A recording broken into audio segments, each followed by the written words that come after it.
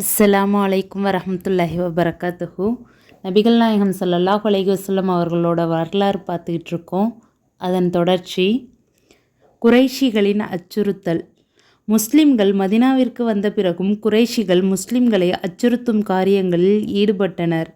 மக்காவிற்கு உம்ராவிற்காக வரும்போது குறைஷிகள் அவர்களை மிரட்டத் துவங்கினர். இதனை பின்வரும் சம்பவத்திலிருந்து நாம் அறிந்து கொள்ளலாம். ஹிஜ்ரத் நடைபெற்று நபி ஸல்லல்லாஹு அலைஹி வஸல்லம் அவர்கள் மதினா வந்து சேர்ந்த சமயம் உம்ரா செய்யும் நோக்கத்தில் ஷஅத் அலி அவர்கள் மக்காவிற்கு சென்றபோது உமையாவிடம் தங்கினார்கள். அப்போது நடந்ததை சஅத் அலி அவர்கள் கூறுகிறார்கள். இறை இல்லம் கஅபாவை வலம் தவாப் வருவதற்கு ஏதுவாக ஆள் நடமாட்டமில்லாத அமைதியான ஒரு நேரத்தை எனக்கு கூறு என்று நான் உமையாவிடம் கேட்டேன். மக்கள் ஓய்வெடுக்கும் நண்பகலுக்கு நெருக்கமான நேரத்தில் என்னுடன் உமையா புறப்பட்டார். நான் தவாப் செய்து கொண்டிருந்த போது எங்களை அபூஜஹல் சந்தித்து உமையாவின் குறிப்பு பெயரை சொல்லி, அபூ சௌஃபானே, உன்னோடு இருக்கும் இவர் யார் என்று கேட்டார். உமையா, இவர்தான் சஅத் என்றார். அப்போது என்னிடம் அபூஜஹல் மதம் மாறி சென்றவர்களுக்கு உதவி ஒத்தாசை புரிவதாக நினைத்து கொண்டு அவர்களுக்கு மதீனாவில் தஞ்சமளித்த நீங்கள் கொஞ்சமும் அஞ்சாமல் மக்காவிற்குள் வந்து காபாவை சுற்றி கொண்டிருப்பதை நான் காண்பதா? அல்லாஹ்வின் மீதானையாக, அபூ சஃப்வானோடு மட்டும் நீ இல்லாவிட்டால் நீ உன் வீட்டாரிடம் சுகமாக போய் சேர்ந்திருக்க மாட்டாய் என்று சொன்னார். அதற்கு அபூஜஹலை பார்த்து நான் உரத்த குரலில், அல்லாஹ்வின் மீதானையாக, காபாவை சுற்றவிடாமல் மட்டும் என்னை நீ தடுத்தால் நீ வாணிப குழுவுடன் கடந்து செல்லும் மதீனாவின் தடத்தை நான் இடைமறிப்பேன். இதைவிட அது உனக்கு மிகவும் கடினமானதாய் இருக்கும் என்று சொன்னேன். நூல் புகாரி 3950. இது மட்டுமில்லாமல் மதீனாவிற்குள்ளும் முஸ்லிம்களுக்கு அச்சுறுத்தல் விடுத்தனர். இதை பற்றி உபை இப்னு கஅப் அலி கூறுகிறார்கள். நபி ஸல்லல்லாஹு அலைஹி வஸல்லம் அவர்களும் முஹாஜிர் தோழர்களும் மதீனாவிற்கு வந்தபோது அன்சாரிகள் அவர்களுக்கு அடைக்கலம் தந்தனர். மதீனாவில் அன்சாரிகளின் ஆதரவை பெற்றுக்கொண்டதை சகித்து கொள்ள முடியாமல் குறைஷிகளும் மற்ற அரபுகளும் ஒன்று சேர்ந்து அவர்களை எதிர்த்தனர். இதன் காரணமாக நபித்தோழர்கள் இரவு தூங்கும் போதும் காலையில் விழிக்கும் போதும் தற்காப்புக்காக ஆயுதங்களை தங்களுடன் வைத்திருந்தனர். நூல் ஹாக்கிம் 3512, பாகம் 2, பக்கம் 434. மதீனாவில் நபி அவர்களுக்கு பாதுகாப்பு. நபி ஸல்லல்லாஹு அலைஹி வஸல்லம் அவர்கள் மதீனாவிற்கு வந்த பிறகும் அவர்களை அழித்துவிட வேண்டுமென்று குறைஷிகள் திட்டமிட்டு செயல்பட்டார்கள்.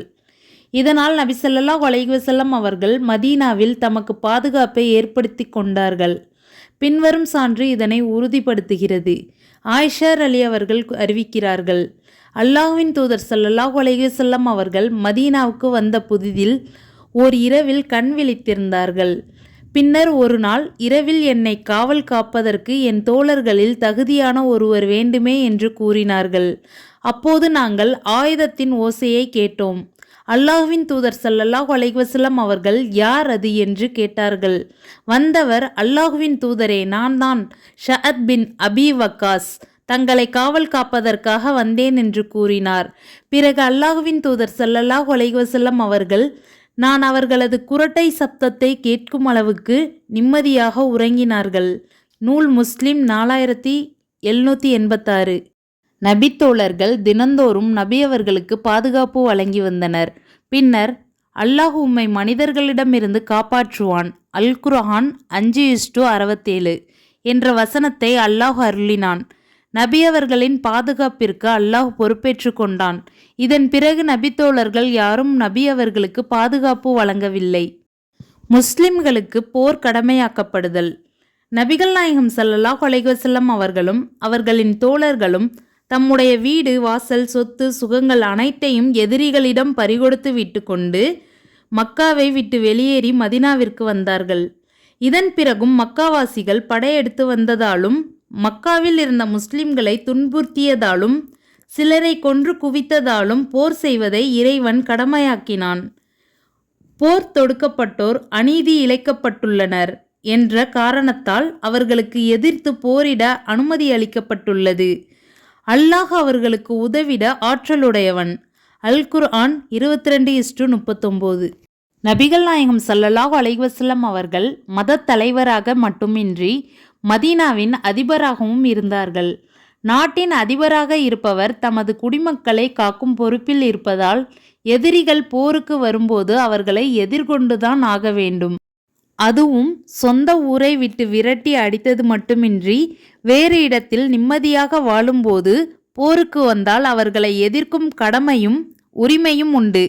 இதன் அடிப்படையில்தான் நபிகள் நாயகம் ஸல்லல்லாஹு அலைஹி வஸல்லம் அவர்கள் போரிட்டார்கள்.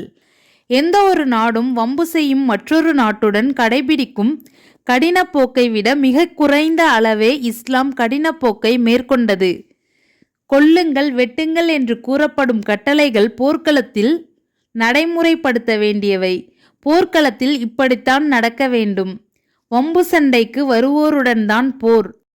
திருக்குர்ஆன் 2:190, 9:13. சொந்த ஊரை விட்டு விரட்டி அடித்தவர்களுடன் தான் போர்.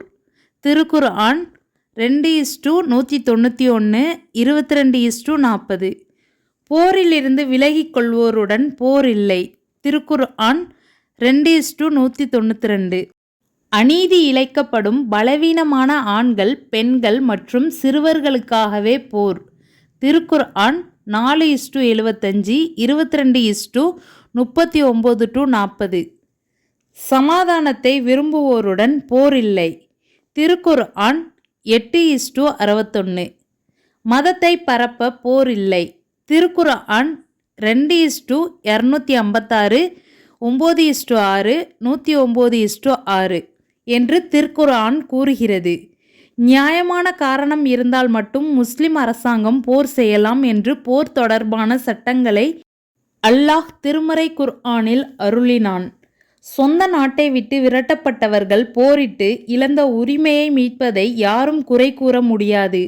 அதன் அடிப்படையில்தான் மக்காவின் மீது நபிகள் நாயகம் ஸல்லல்லாஹு அலைஹி வஸல்லம் அவர்கள் போர் தொடுத்தனர். போரின் நோக்கம் பூமியில் அமைதி ஏற்படுத்துவதுதான். இதனை பின்வரும் வசனம் தெளிவுபடுத்துகிறது. அவர்களுக்கு பூமியில் நாம் வாய்ப்பளித்தால் தொழுகையை நிலைநாட்டுவார்கள், சகாத்தும் கொடுப்பார்கள், நன்மையை ஏவுவார்கள், தீமையை தடுப்பார்கள். காரியங்களின் முடிவு அல்லாஹுக்கே உரியது. அல் குர்ஆன் 22:41. படை பிரிவுகளை அனுப்புதல். போருக்கான அனுமதி அல்லாஹ்வின் புறத்திலிருந்து கிடைத்தவுடன் முஸ்லிம்களை அழிப்பதற்காக திட்டம் தீட்டும் மக்காவாசிகளின் வியாபார பாதையை நோக்கி ஒன்றுக்கு பின் ஒன்றாக பல படை பிரிவுகளை நபி ஸல்லல்லாஹு அலைஹி வஸல்லம் அவர்கள் அனுப்பினார்கள். அந்த படைப்பிரிவுகளின் விபரங்கள் வருமாறு: 1. ராபிக், 2. கர்ரார், 3. அவ்வா அல்லது வத்தான், 4. பூவாத், 5. சஃப்வான், 6. துல் உஷைரா, 7. நக்லா, 8. சீபுல் பஹ்ர் போன்றவையாகும். கிப்லா மாற்றம். ஹிஜ்ரி 2 ஷாபான் மாதம் கிபி 624 பிப்ரவரியில் அல்லாஹ் பைத்துல் முகத்தஸின் திசையிலிருந்து காபாவின் பக்கம் கிப்லாவை மாற்றிக்கொள்ளுங்கள் என கட்டளையிட்டான். பராஹு பின் ஆசிப் ரலி அவர்கள் அறிவிக்கிறார்கள், நபி ஸல்லல்லாஹு அலைஹி வஸல்லம் அவர்கள் மதீனாவிற்கு வந்த ஆரம்பத்தில் ஜெருசலமில் உள்ள பைத்துல் மக்திஸ் நோக்கி 16 மாதங்கள் அல்லது 17 மாதங்கள் தொழுதார்கள். மக்காவிலுள்ள இறையில்லம் காபாவே தொழுகையில் தாம் முன்னோக்கும் திசையாக இருக்க வேண்டும் என்பதே அவர்களின் விருப்பமாக இருந்தது. பிறகு காபாவை முன்னோக்கி தொழும்படி இறைவனிடமிருந்து உத்தரவு வந்தது. காபாவை முன்னோக்கி நபி ஸல்லல்லாஹு அலைஹி வஸல்லம் அவர்கள் தொழுத முதல் தொழுகை அசர் தொழுகையாகும். அந்த தொழுகையை நபி ஸல்லல்லாஹு அலைஹி வஸல்லம் அவர்களுடன் மற்ற சிலரும் தொழுதனர்.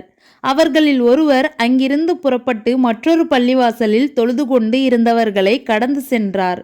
அப்போது அங்கிருந்தவர்கள் ருக்கு செய்து கொண்டிருந்தனர். உடனே அவர், அல்லாஹ்வின் மீதானையாக, நான் அல்லாஹ்வின் தூதர் ஸல்லல்லாஹு அலைஹி வஸல்லம் அவர்களுடன் சேர்ந்து மக்காவில் உள்ள காபாவை நோக்கி தொழுதேன் என்று சொல்ல, அவர்கள் அனைவரும் அப்படியே ருக்குவில் இருந்தபடியே சுழன்று காபாவை நோக்கி திரும்பி கொண்டார்கள். நபி ஸல்லல்லாஹு அலைஹி வஸல்லம் அவர்கள் பைத்துல் மக்தீஸை நோக்கி தொழுது வந்தது கண்டு யூதர்களுக்கும் மற்ற வேதக்காரர்களுக்கும் மகிழ்ச்சியாகவே இருந்து வந்தது. தொழுகையில் தமது முகத்தை நபி ஸல்லல்லாஹு அலைஹி வஸல்லம் அவர்கள் கஅபாவை நோக்கி திருப்பி கொண்டு விட்டபோது அதை அவர்கள் வெறுத்தார்கள். நூல் புகாரி 40.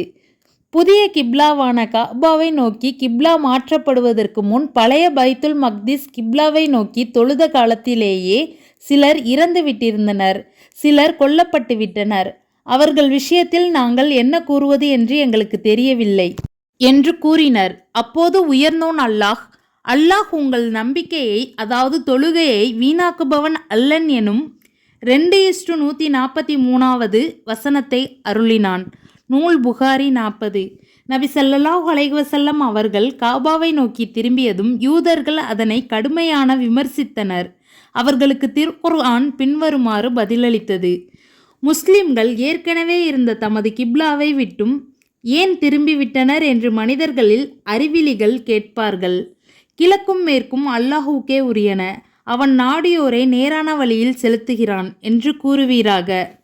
இவ்வாறே நீங்கள் மற்ற மக்களுக்கு எடுத்து சொல்வோராக திகழவும், இத்தூதர் முஹம்மது உங்களுக்கு எடுத்து சொல்பவராக திகழவும் உங்களை நடுநிலையான சமுதாயமாக்கினோம். வந்த வழியே திரும்பிச் செல்வோரிலிருந்து இத்தூதரை பின்பற்றுவோரை அடையாளம் காட்டுவதற்காகவே ஏற்கனவே நீர் நோக்கிய கிப்லாவை நிர்ணயித்திருந்தோம். அல்லாஹ் யாருக்கு நேர்வழி காட்டினானோ அவரை தவிர மற்றவர்களுக்கு இது பாரமாகவே இருக்கிறது. அல்லாஹ் உங்கள் நம்பிக்கையை பாழாக்குபவனாக இல்லை. அல்லாஹ் இரக்கமுடையோன், நிகரற்ற அன்புடையோன். முஹம்மதே, உம்முடைய முகம் வானத்தை நோக்கி அடிக்கடி திரும்புவதை காண்கிறோம். எனவே நீர் விரும்புகிற கிப்லாவை நோக்கி உம்மை திருப்புகிறோம். எனவே உமது முகத்தை மஸ்ஜிதுல் ஹராமின் திசையில் திருப்புவீராக. நீங்கள் எங்கே இருந்தாலும் உங்கள் முகங்களை அதன் திசையிலேயே திருப்பிக் கொள்ளுங்கள். இதுவே தமது இறைவனிடமிருந்து வந்த உண்மை என்று வேதம் கொடுக்கப்பட்டோர் அறிவார்கள். அவர்கள் செய்பவற்றை அல்லாஹ் கவனிக்காதவனாக இல்லை. வேதம் கொடுக்கப்பட்டோரிடம் அத்தனை சான்றுகளையும் முஹம்மதே நீர் கொண்டு வந்தாலும் அவர்கள் உமது கிப்லாவை பின்பற்ற மாட்டார்கள். நீர் அவர்களின் கிப்லாவை பின்பற்றுபவராக இல்லை. அவர்களிலேயே ஒருவர் மற்றவரின் கிப்லாவை பின்பற்றுபவராக இல்லை. உமக்கு விளக்கம் வந்த பின் அவர்களின் மனோ இச்சையை நீர் பின்பற்றினால் அநீதி இழைத்தவராவீர். அல் குர்ஆன் 2:141-145. இந்த கிப்லா மாற்றத்தின் மூலம் முஸ்லிம்களைப் போன்று நடித்து கொண்டிருந்த சிலர் மீண்டும் மதம் மாறி சென்றனர். இதன் மூலம் உண்மையான முஸ்லிம்கள் யார் என்று அடையாளம் காட்டப்பட்டது. நயவஞ்சகர்கள் மற்றும் மோசடிக்காரர்களிடமிருந்து முஸ்லிம்கள் பிரிக்கப்பட்டனர். பத்ரு போர். பத்ரு என்பது மக்காவுக்கும் மதினாவிற்கும் இடையே உள்ள ஒரு இடமாகும். இந்த இடத்தில்தான் முஸ்லிம்களுக்கும் மக்காவை சார்ந்த இணை வைப்பாளர்களுக்கும் இடையே போர் நடந்தது. எனவே இப்போருக்கு பத்ரு போர் என்று பெயர் வந்தது. இப்போர் ஹிஜ்ரி 2ஆம் ஆண்டில் ரமலான் மாதம் 17ஆம் நாள் நடந்தது. போருக்குரிய காரணம்: நபி ஸல்லல்லாஹு அலைஹி வஸல்லம் அவர்கள் மக்காவாசிகளின் வியாபார கூட்டத்தை பிடிப்பதற்காக பல்வேறு வகையான படைப்பிரிவுகளை அனுப்பினார்கள் என்பதை நாம் முன்னர் கண்டோம். மக்கா இணை வைப்பாளர்கள் முஸ்லிம்களை எவ்வாறெல்லாம் கொடுமைப்படுத்தினார்கள் என்பதை நாம் முன்னர் கண்டோம். முஸ்லிம்கள் சொந்த நாடான மக்காவை துறந்து மனைவி, மக்கள், சொத்து சுகங்களை எல்லாம் இழந்து மதினாவை நோக்கி நாடு துறந்து சென்றார்கள். முஸ்லிம்கள் மதினாவிற்கு வந்த பிறகும் கூட குறைஷிகள் முஸ்லிம்களை அழிப்பதற்கு பல்வேறு விதமான சதித்திட்டங்களை தீட்டினார்கள். இந்நிலையில் மக்காவாசிகளின் வியாபார கூடம் அபூ சுஃப்யான் என்பவரின் தலைமையில் ஷாமிலிருந்து திரும்பி வரும் தகவல் நபி ஸல்லல்லாஹு அலைஹி வஸல்லம் அவர்களுக்கு கிடைத்தது. முஸ்லிம்களை அடியோடு அழிக்க நினைக்கும் மக்கா காஃபிர்களின் இந்த வியாபார கூட்டத்தை பிடித்தால்தான் அவர்களின் பொருளாதார வலிமையை வீழ்த்த முடியும் என்ற எண்ணத்தில் நபி ஸல்லல்லாஹு அலைஹி வஸல்லம் அவர்கள் சஹாபாக்களுடன் புறப்பட்டார்கள். முஸ்லிம்களின் படை வலிமை. நபி ஸல்லல்லாஹு அலைஹி வஸல்லம் அவர்கள் மதினாவிலிருந்து 310க்கும் அதிகமான வீரர்களுடன் வெளியேறினார்கள். அதில் முஹாஜிர்கள் 80க்கு அதிகமானவர்களும் 230 அன்சாரி சஹாபாக்களும் இருந்தனர். முஸ்லிம்களிடம் 1-2 குதிரைகளும் குறைவான ஆயுதங்களுமே இருந்தன. மக்காவாசிகள் புறப்படுதல். முஸ்லிம்கள் தங்களுடைய வியாபார கூட்டத்தை கைப்பற்றுவதற்காக படை திரட்டி வருகிறார்கள் என்ற தகவல் குறைஷிகளின் வியாபார கூட்ட தலைவராக இருந்த அபூ சுஃப்யான் அவர்களுக்கு எட்டியது. எனவே தங்களை பாதுகாப்பதற்காக படை திரட்டி வருமாறு மக்காவிற்கு கடிதம் மூலம் தகவல் அனுப்பினார். எனவே மக்காவாசிகள் தங்களுடைய வியாபார கூட்டத்தை பாதுகாப்பதற்காக மிக பெரும் படையுடன் புறப்பட்டனர். மக்கா காஃபிர்களின் படையில் 1300 வீரர்கள் இருந்தனர். அவர்களிடம் கவச ஆடைகளும் குதிரைகளும் அதிகமான ஒட்டகங்களும் ஏராளமான ஆயுதங்களும் இருந்தன. ஆனால் அபூ சுஃப்யான் தலைமையில் வந்த வியாபார கூட்டம் முஸ்லிம்களிடத்தில் பிடிபடாமல் வேறு வழியில் தப்பித்து சென்று விட்டனர். அவர் தம்முடைய வியாபார கூட்டம் முஸ்லிம்களிடத்தில் இருந்து தப்பித்து விட்டதாகவும் எனவே மக்காவை நோக்கி திரும்பி செல்லுமாறும் குறைஷிகளுக்கு கடிதம் எழுதினார். இக்கடிதம் கிடைத்தவுடன் குறைஷிகள் மக்காவை நோக்கி திரும்ப நினைத்தனர். ஆனால் அபூஜஹல் தாம் பத்ரு வரை சென்று அங்கு 3 நாட்கள் தங்கியிருக்க வேண்டும் என்று வற்புறுத்தினான்.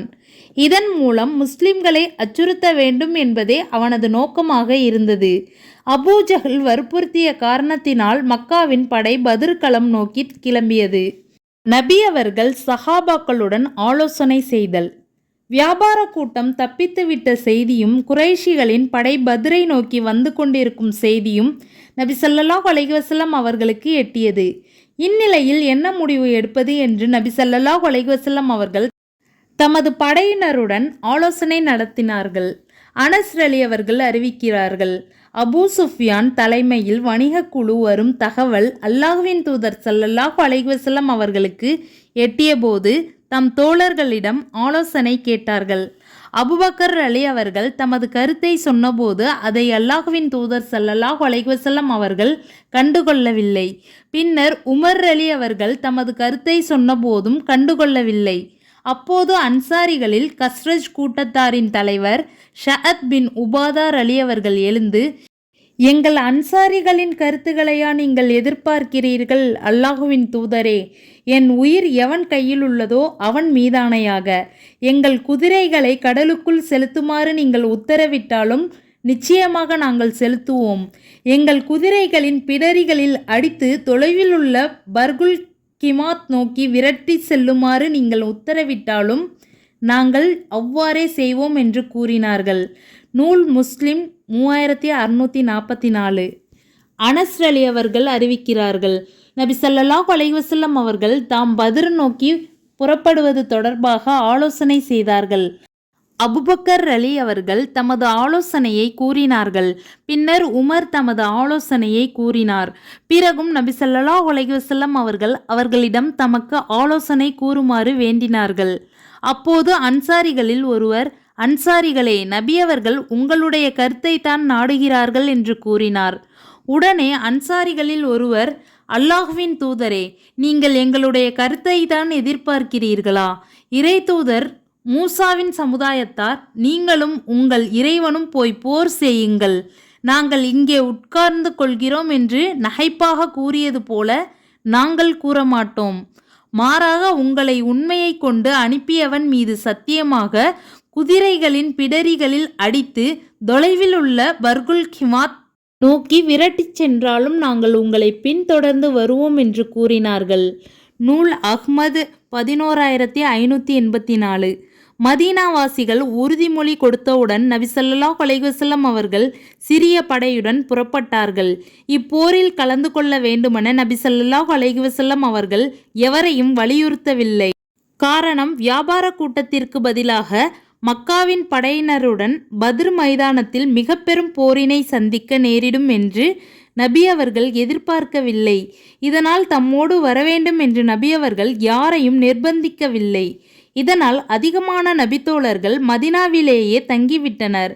முஸ்லிம்களின் படையில் அன்சாரிகள் அதிகம் இருந்த காரணத்தினால்தான் நபி ஸல்லல்லாஹு அலைஹி வஸல்லம் அவர்கள் அன்சாரிகள் கருத்தை அறிவதற்கு முக்கியத்துவம் கொடுத்தார்கள். அன்சாரிகள் போர் புரிய வேண்டும் என்று தமது கருத்துக்களை கூறியவுடன் நபி ஸல்லல்லாஹு அலைஹி வஸல்லம் அவர்கள் பத்ர் நோக்கி புறப்பட்டார்கள். மேலும் அல்லாஹ் வியாபார கூட்டம் அல்லது குறைஷிகளின் படை இரண்டில் ஒன்றை வெற்றி கொள்ளும் பாக்கியத்தை வழங்கியுள்ளான் என்ற நற்செய்தியையும் அவர்களுக்கு அறிவித்தார்கள். இது தொடர்பாக அல்லாஹ் குர்ஆனில் கூறுகின்றான், எதிரிகளின் 2 கூட்டத்தினரில் ஒன்று உங்களுக்கு சாதகமாக இருக்கும் என்று அல்லாஹ் உங்களுக்கு வாக்களித்ததை எண்ணி பாருங்கள். ஆயுதம் தரிக்காத வியாபார கூட்டம் உங்களுக்கு வேண்டும் என்று நீங்கள் விரும்புகின்றீர்கள். அல்லாஹ் தனது கட்டளைகள் மூலம் உண்மையை நிலைநாட்டவும் தன்னை மறுப்போரை வேறறுக்கவும் விரும்புகிறான். அல் குர்ஆன் 8:7. எதிரி படைகளை பற்றி துப்பு துலக்குதல். முஸ்லிம்களின் படை பத்ரை வந்தடைந்ததும் எதிரி படையை பற்றிய செய்திகளை சேகரிக்கும் பணியில் நபித்தோழர்கள் ஈடுபட்டனர். இதனை பின்வரும் சான்றிலிருந்து நாம் அறிந்து கொள்ளலாம். அனஸ் அவர்கள் அறிவிக்கிறார்கள், அல்லாஹ்வின் தூதர் ஸல்லல்லாஹு அலைஹி வஸல்லம் அவர்கள் மக்களை புறப்படச் செய்தார்கள். மக்கள் புறப்பட்டு சென்று பத்ர் எனும் இடத்தில் தங்கினர். அப்போது அவர்களிடம் குறைஷியரின் தண்ணீர் சுமக்கும் ஒட்டக குழாம் ஒன்று வந்தது. அவர்களில் பனுல் ஹஜ்ஜாஜ் குலத்தாரின் கருப்பு அடிமை ஒருவனும் இருந்தான். நபி தோழர்கள் அவனை பிடித்து கொண்டனர். அவனிடம் அபூ சுஃபியானை பற்றியும் அவருடைய சக பயணிகள் பற்றியும் விசாரித்தனர். அவன், அபூ சுஃபியானை பற்றி எனக்கு எதுவும் தெரியாது. ஆனால் இதோ அபூ ஜஹல், உதுபா, ஷைபா, உமையா பின் கலஃப் ஆகியோர் உங்களை நோக்கி படை திரட்டி வந்து கொண்டிருக்கின்றனர் என்று சொன்னான். அவன் இவ்வாறு சொன்னதும் அவன் பொய் சொல்வதாக எண்ணிக்கொண்டு அவனை நபித்தோழர்கள் அடித்தனர். அப்போது அவன், ஆம், எனக்கு தெரியும், நான் சொல்கிறேன், இதோ அபூ சுஃபியான் வந்து கொண்டிருக்கிறார் என்று பொய் சொன்னான். அடிப்பதை நிறுத்திவிட்டு அவனிடம் கேட்டால், அபூ சுஃபியான் பற்றி எனக்கு எதுவும் தெரியாது. ஆனால் இதோ அபூ ஜஹல், உத்பா, ஷைபா, உமையா பின் கலஃப் மக்களுடன் வந்து கொண்டிருக்கின்றனர் என்று சொன்னான். மீண்டும் அவன் இவ்வாறு சொன்னதும் அவனை நபித்தோழர்கள் அடித்தனர். அப்போது அல்லாஹ்வின் தூதர் ஸல்லல்லாஹு அலைஹி வஸல்லம் அவர்கள் அங்கு நின்று தொழுது கொண்டிருந்தார்கள். இவ்வாறு அவர்கள் நடந்து கொள்வதை அவர்கள் கண்டதும் தொழுகையை சுருக்கமாக முடித்து திரும்பினார்கள். மேலும், என் உயிர் எவன் கையில் உள்ளதோ அவன் மீது ஆணையாக, அவன் உண்மையை சொல்லும்போது அடிக்கிறீர்கள், பொய் சொல்லும்போது அடிப்பதை நிறுத்தி விடுகிறீர்களே என்று கூறினார்கள். நூல் முஸ்லிம் 3646. பிறகு நபி ஸல்லல்லாஹு அலைஹி வஸல்லம் அவர்களிடம் அவனை கொண்டு வந்தனர். அவனிடம் நபி ஸல்லல்லாஹு அலைஹி வஸல்லம் அவர்கள், அந்த கூட்டம் எவ்வளவு பேர் உள்ளனர் என்று கேட்டார்கள். அதற்கவன், அல்லாஹ்வின் மீதானையாக அவர்கள் அதிக எண்ணிக்கையிலும் மிக பெரும் வலிமையிலும் உள்ளனர் என்று கூறினான். அவர்கள் எத்தனை பேர் என்று அவன் தனக்கு அறிவிக்க வேண்டும் என்று நபி அவர்கள் முயற்சித்தார்கள். ஆனால் அவன் மறுத்துவிட்டான். பிறகு நபி அவர்கள் எத்தனை ஒட்டகங்களை அறுக்குகிறார்கள் என்று அவனிடம் கேட்டார்கள். அதற்கு அவன், ஒவ்வொரு நாளும் 10 ஒட்டகங்கள் என்று பதிலளித்தான். உடனே நபி அவர்கள், அந்த கூட்டம் 1000 பேர் உள்ளனர், ஒரு ஒட்டகம் 100 பேருக்கு உரியதாகும் என்று கூறினார்கள். அறிவிப்பவர் அலி. நூல் அஹ்மது 904. கொல்லப்படுபவர்களை பற்றிய முன்னறிவிப்பு. நபி ஸல்லல்லாஹு அலைஹி வஸல்லம் அவர்கள் பத்ரு போர் நடப்பதற்கு ஒரு நாளைக்கு முன்பாகவே நாளை போரில் யார் யார் எந்த இடத்தில் மரணிப்பார்கள் என்று நபித்தோழர்களுக்கு முன்னறிவிப்பு செய்தார்கள். உமர் அலி கூறுகிறார்கள், பத்ரு போருக்கு முந்தைய நாள் அல்லாஹ்வின் தூதர் ஸல்லல்லாஹு அலைஹி வஸல்லம் அவர்கள் எங்களிடம் பத்ரு போரில் எதிரிகள் மாண்டு கிடக்கவிருக்கும் இடங்களை காட்டலானார்கள். அல்லாஹ் நாடினால் இதுதான் நாளை இன்ன மனிதன் மாண்டு கிடக்கும் இடம் என்று குறிப்பிட்டார்கள். சத்திய மார்க்கத்துடன் அல்லாஹ்வின் தூதர் ஸல்லல்லாஹு அலைஹி வஸல்லம் அவர்களை அனுப்பியவன் மீதானையாக, அல்லாஹ்வின் தூதர் ஸல்லல்லாஹு அலைஹி வஸல்லம் அவர்கள் குறிப்பிட்ட இடங்களில் பிசகாமல் சரியாக அவர்கள் மாண்டு கிடந்தனர். முஸ்லிம் 5511. அல்லாஹ்வின் தூதர் ஸல்லல்லாஹு அலைஹி வஸல்லம் அவர்கள் இது இன்ன மனிதர் மாண்டு விழும் இடம் என்று கூறி பூமியில் தமது கையை வைத்து இவ்விடத்தில் என்று காட்டினார்கள். அல்லாஹ்வின் தூதர் ஸல்லல்லாஹு அலைஹி வஸல்லம் அவர்கள் கை வைத்து காட்டிய இடத்தை விட்டு அவர்களில் எவரும் தள்ளி விழவில்லை. சரியாக அதே இடத்தில் போரில் மாண்டு கிடந்தனர். அறிவிப்பவர் அனஸ் அலி. முஸ்லிம் 3646. சிறு தூக்கமும் மழை பொழிவித்தலும். பத்ரு போர் நடப்பதற்கு முந்தைய இரவில் அல்லாஹ் முஸ்லிம்களுக்கு சிறிய நிம்மதியான தூக்கத்தை அளித்தான். மேலும் மழை பொழிய வைத்தான். இதன் மூலம் முஸ்லிம்கள் சுறுசுறுப்பானவர்களாகவும் பலம் பெற்றவர்களாகவும் மாறினர். உங்களுக்கு சிறு தூக்கத்தை அவன் ஏற்படுத்தியதை எண்ணி பாருங்கள். அது அவனிடமிருந்து கிடைத்த நிம்மதியாக இருந்தது. தண்ணீர் மூலம் உங்களை தூய்மைப்படுத்திடவும் உங்களை விட்டும் ஷைத்தானின் அசுத்தத்தை போக்கிடவும் உங்கள் உள்ளங்களை பலப்படுத்தவும் உங்கள் பாதங்களை அதன் மூலம் உறுதிப்படுத்தவுமே வானத்திலிருந்து தண்ணீரை உங்கள் மீது இறக்கினான். அல்-குர்ஆன் 8:11. நபி அவர்கள் கட்டளை. பத்ரு யுத்தத்தில் முஸ்லிம்களின் படையும் காஃபிர்களின் படையும் நேருக்கு நேர் சந்தித்து கொண்டபோது நபி அவர்கள் போரில் எப்படி செயல்பட வேண்டும் என்று கட்டளை பிறப்பித்தார்கள். அபூ உஸைத் ரலி அவர்கள் அறிவிக்கிறார்கள், பத்ரு போரின் போது நாங்கள் குறைஷிகளுக்கு எதிராகவும் குறைஷிகள் எங்களுக்கு எதிராகவும் போர் வியூகம் அமைத்து அணிவகுத்து நின்றபோது நபி ஸல்லல்லாஹு அலைஹி வஸல்லம் அவர்கள், குறைஷிகள் உங்களை நெருங்கினால் நீங்கள் அம்புகளை பயன்படுத்துங்கள் என்று கூறினார்கள். நூல் புகாரி 2900. நபி ஸல்லல்லாஹு அலைஹி வஸல்லம் அவர்கள் எங்களிடம், எதிரிகளான அவர்கள் உங்களை நெருங்கி வந்தால் அவர்கள் மீது அம்பெய்யுங்கள், அவர்கள் தூரத்தில் இருக்கும் போது அம்புகளை எய்து வீணாக்கி விடாமல் உங்கள் அம்புகளை மிச்சப்படுத்தி கொள்ளுங்கள் என்று கூறினார்கள். நூல் புகாரி 3984. எதிரிகள் உங்களை சூழ்ந்து கொள்ளும் வரை வாட்களை உருவாதீர்கள் என்று நபியவர்கள் எங்களுக்கு கட்டளை பிறப்பித்தார்கள். அபுதாவூத் 2290. அபூஜஹல் முஸ்லிம்களை கண்டவுடன் நபிக்கு எதிராக அல்லாஹ்விடம் பிரார்த்தனை செய்தான். அப்துல்லாஹ் இப்னு சலஃபா அவர்கள் அறிவிக்கிறார்கள், பத்ரு நாளில் அபூஜஹல் பின்வருமாறு பிரார்த்தித்தான்: அல்லாஹ்வே, இந்த முஹம்மது எங்களுடைய உறவுகளை அதிகம் துண்டிப்பவர். நாங்கள் அறியாததை எங்களுக்கு மார்க்கமாக கொண்டு வந்தார். அவரை இன்று அழித்துவிடு.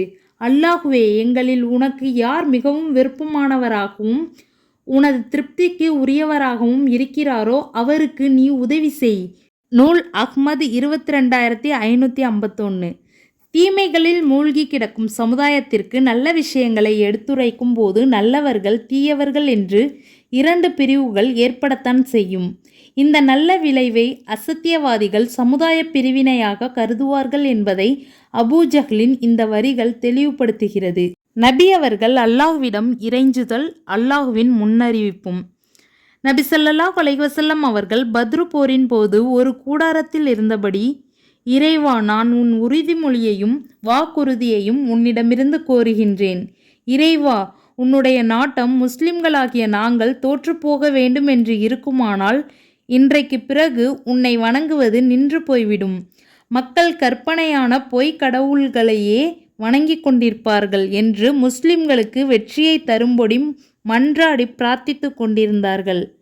அபூபக்கர் அலி அவர்கள் நபி ஸல்லல்லாஹு அலைஹி வஸல்லம் அவர்களுடைய கையை பிடித்து கொண்டு, போதும் அல்லாஹ்வின் தூதரே, தங்கள் இறைவனிடம் தாங்கள் நிறையவே மன்றாடி விட்டீர்கள் என்று கூறினார்கள். அப்போது நபி ஸல்லல்லாஹு அலைஹி வஸல்லம் அவர்கள் கவச உடை அணிந்திருந்தார்கள். பிறகு இந்த இறைமறுப்பாளர் படை விரைவில் தோற்கடிக்கப்படும், மேலும் இவர்கள் புறமுதுகிட்டு ஓடுவார்கள். ஆயினும் இவர்களின் கணக்கை தீர்த்திட வாக்களிக்கப்பட்ட நேரம் மறுமை நாளாகும். மறுமை நாளோ மிக கடுமையானதும் மிக கசப்பானதும் ஆகும் என்னும் திருக்குர்ஆன் வசனத்தை 54:45-46 ஓதியபடி அங்கிருந்து நபியவர்கள் வெளியேறினார்கள். அறிவிப்பவர் இப்னு அப்பாஸ் ரலி. நூல் புகாரி 2915.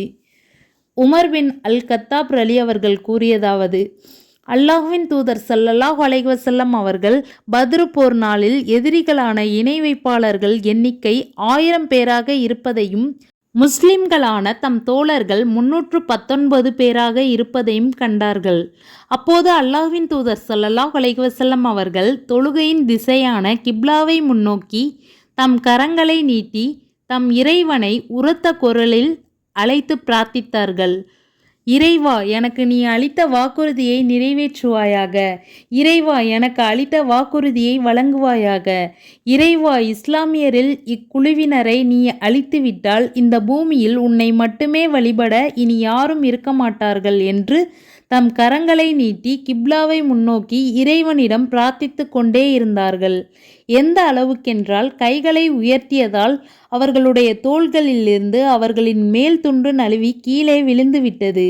அப்போது அவர்களிடம் அபூபக்கர் அலி அவர்கள் வந்து அத்துண்டை எடுத்து அவர்களின் தோள் மீது போட்டுவிட்டு பின்னால் இருந்து அவர்களை கட்டி அணைத்து கொண்டு அல்லாஹுவின் தூதரே, உங்கள் இறைவனிடம் வேண்டியது போதும், அவன் உங்களுக்கு அளித்த வாக்குறுதியை நிச்சயம் நிறைவேற்றுவான் என்று கூறினார்கள். அப்போது வல்லமையும் மாண்புமிக்க அல்லாஹ், நீங்கள் உங்கள் இறைவனிடம் பாதுகாப்பு கோரியபோது உங்களுக்கு பின்னால் அணிவகுக்கும் 1000 வானவர்களை கொண்டு உங்களுக்கு நான் உதவி செய்வேன் என்று அவன் உங்களுக்கு பதிலளித்தான். 8:9 என்னும் வசனத்தை அருளினான். முஸ்லிம் 3621. அல்லாஹ் அக்பர். நான் உங்களுடன் இருக்கிறேன். நம்பிக்கை கொண்டோரை பலப்படுத்துங்கள். என்னை மறுப்போரின் உள்ளங்களில் பயத்தை ஏற்படுத்துவேன். எனவே கழுத்துகளுக்கு மேலே வெட்டுங்கள். அவர்களின் ஒவ்வொரு இணைப்பையும் வெட்டுங்கள். அல் குர்ஆன் 8:12 என்று அல்லாஹ் வானவர்களுக்கு வஹி அறிவித்தான். சுபஹானல்லாஹ், அல்ஹம்துலில்லாஹ், அல்லாஹ் அக்பர். இந்த வீடியோட தொடர்ச்சி அடுத்த பகுதியில் இன்ஷா அல்லாஹ். துவா செய்யுங்க. அஸ்ஸலாமு அலைக்கும் வரஹ்மத்துல்லாஹி வபரகாத்துஹு.